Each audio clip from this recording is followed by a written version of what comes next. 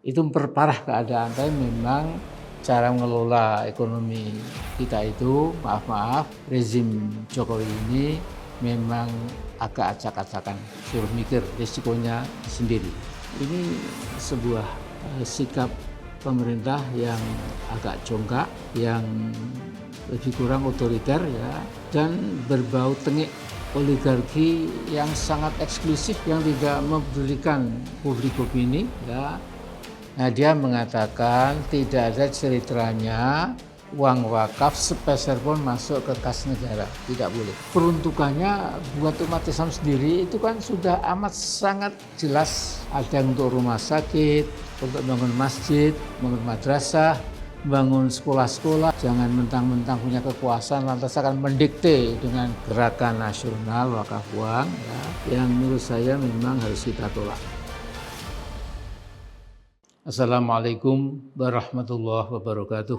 Alhamdulillahirabbil alamin wassalatu wassalamu ala asyrofil mursalin wa ala alihi washabihi ajmain. Saudara, jadi saya orang awam tapi bisa mengamati ya secara garis besar bahwa ekonomi nasional kita memang makin terpuruk. Jadi hampir berbagai indikator ekonomi itu menunjukkan memang kita semakin berat ya ekonomi kita itu. Sehingga kelihatan memang Presiden Jokowi dan tim ekonominya itu nampak nervous, agak panik barangkali. Jadi misalnya Pak Yusuf Kalla, dia ini pelaku ekonomi tapi juga pernah 2 kali jadi wakil presiden, itu mengatakan bahwa defisit APBN tahun 2020 itu kan menyundul angka 1.000 triliun dan kemungkinan 30-40%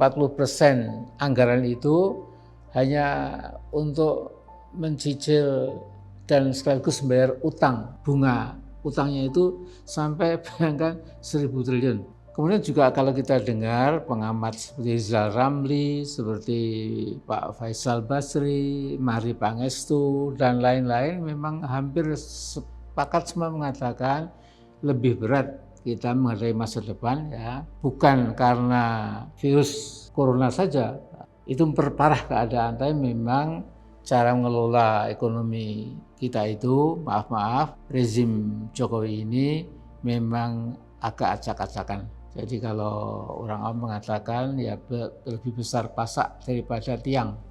Nah, pada 25 Januari yang lalu, sekonyong-konyong Pak Presiden Jokowi ini di istana itu menggebrak, mengajak bahwa bangsa kita ini meluncurkan sebuah gerakan ya, namanya Gerakan Nasional Wakaf Uang GNWU. Padahal dalam agama Islam, Pak Jokowi itu wakaf itu sebuah bagian dari ajaran Islam yang bernilai ukhrawi.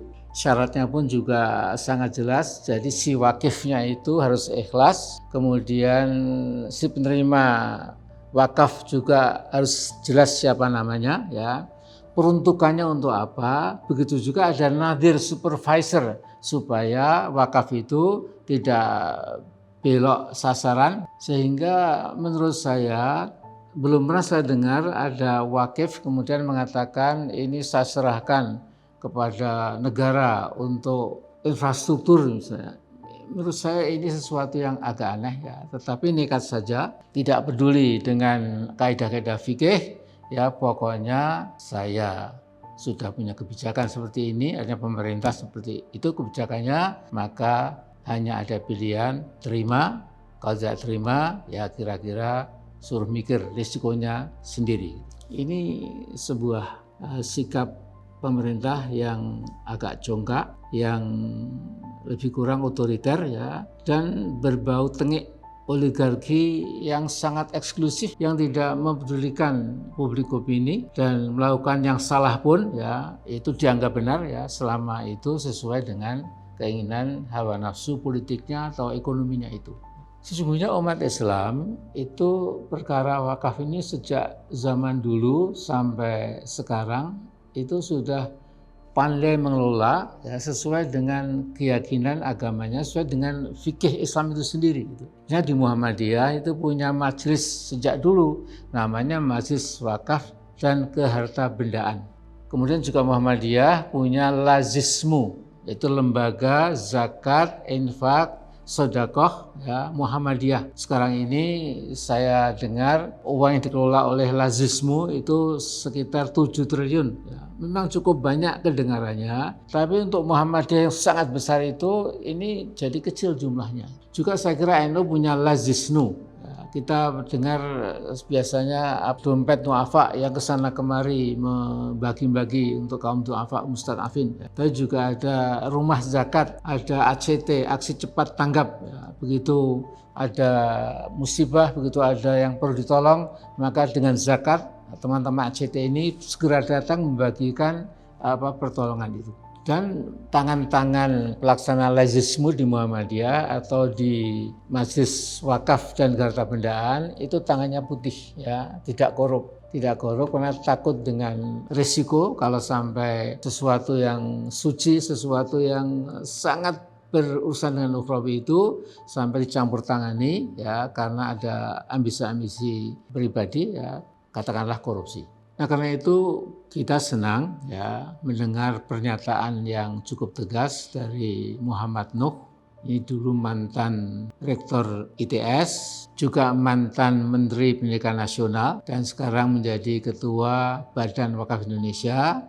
Nah dia mengatakan tidak ada ceritanya uang wakaf sepeser pun masuk ke kas negara, tidak boleh. Peruntukannya buat umat Islam sendiri itu kan sudah amat sangat jelas. Ada yang untuk rumah sakit, untuk bangun masjid, bangun madrasah, bangun sekolah-sekolah gitu. Jadi kalau toh ada sekolah-sekolah swasta Islam yang lumayan mentereng, yang lumayan presentatif itu karena mereka mengelola uang zakat, infak, sedekah, dan uang wakaf. Jadi tolong dimengerti ini oleh pemerintahan Pak Jokowi itu. Jangan mentang-mentang punya kekuasaan lantas akan mendikte dengan gerakan nasional wakaf uang. Jadi ya ini maaf, saya ingin menyampaikan koreksi saya kepada pemerintah. Apalagi misalnya Sri Mulyani Menteri Keuangan itu dalam sebuah kesempatan ya, setelah diluncurkan gerakan nasional wakaf uang itu, lantas dengan pakai jilbab dan lain-lain seperti muslimah sejati itu lantas mengatakan kan kita perlu yang mendesak itu 500 sekian miliar untuk apa? Untuk infrastruktur gitu. Menurut saya itu agak aneh ya, kan bisa tinggal minta ke Cina ya. Selama ini kan Cina memberikan luar biasa utang yang demikian mudah gitu. Karena di mata pemerintah China, Indonesia itu very very nice boy. Negeri yang sangat manis lah ya, karena begitu tunduk, begitu taat itu. Jadi jangan ngogrek-ngogrek uang umat Islam Indonesia yang berwujud uang wakaf itu. Mereka sudah ada peruntukannya sendiri, jangan diganggu-gugat. Nah ketika Pak Jokowi berpidato meluncurkan gerakan nasional wakaf uang itu, ini Pak Jokowi juga berbunga-bunga ya, entah dari mana infonya. Jadi di Indonesia potensi wakaf tersebut memang sangat besar. Data yang diterima Presiden, potensi aset wakaf per tahunnya mencapai 2.000 triliun, di mana potensi dalam bentuk wakaf uang dapat menembus angka 188 triliun. Yang kasih info ini saya kira gak jelas juga. Jadi mendengar jumlah itu lantas pemerintah yang memang sudah kesulitan uang, lantas seperti noleh kanan noleh kiri apa ya yang bisa diambil dari uang yang sekian triliun itu. Kemudian muncul pikiran spontan, ya sudahlah ada gerakan nasional wakaf uang ya, yang menurut saya memang harus kita tolak. Ada yang mengatakan tapi dengan sistem digital maka bisa kita rombak penggunaan uang wakaf itu. Karena dengan sistem digital ini maka semua bisa dibalik, diarahkan ke Allah. Ya Allah, jangan sok lebih pandai lah ya. Jadi yang namanya ketentuan agama itu begitu diberikan sampai akhir zaman itu berlaku abadi. Dengan atau tanpa metode digital ya, dengan atau tanpa pemerintah ya, yang mengintervensi ya, dengan atau segala macam apapun itu berlaku abadi, ya. Jangan diugrek-ugrek. Nah, jadi saudara sekalian, ya, saya sekali lagi ingin mengingatkan ya, teman-teman Muhammadiyah, teman-teman NU, juga teman-teman MUI, ya, MUI, ya, atau para ulama itu silahkan bicaralah. Jangan diem terus ya.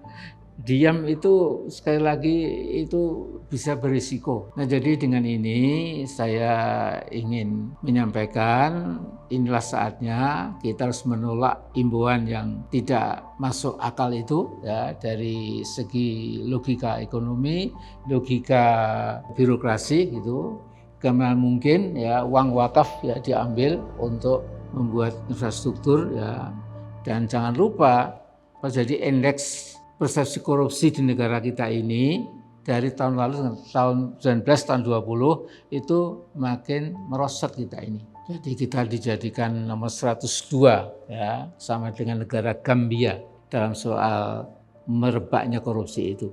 Jadi tadi juga ada yang mengatakan loh wong persepsi kok dipercaya, kan persepsi seenak mereka, padahal persepsi itu pun juga ada 3 pengelompokan cara ukurnya itu, melihat penegakan hukum, melihat kemudahan kelancaran ekonomi, ya, kemudian juga melihat struktur sosial ekonominya dan lain-lain. Jadi bukan sembarangan ya. Jadi karena itu tidak usah diluncur-luncurkan. Insya Allah tidak akan meluncur juga ya, karena umat Islam itu cukup pinter ya. Paling enggak sama pinternya dengan pemerintah, tapi bahkan mungkin insya Allah lebih pinter lah, 1-2 grade di atas pemerintah. Jadi hati-hati, jangan menganggap rakyat atau umat Islam itu bodoh. Dan saja, jadi enggak usah disambut peluncuran itu. Assalamualaikum warahmatullahi wabarakatuh.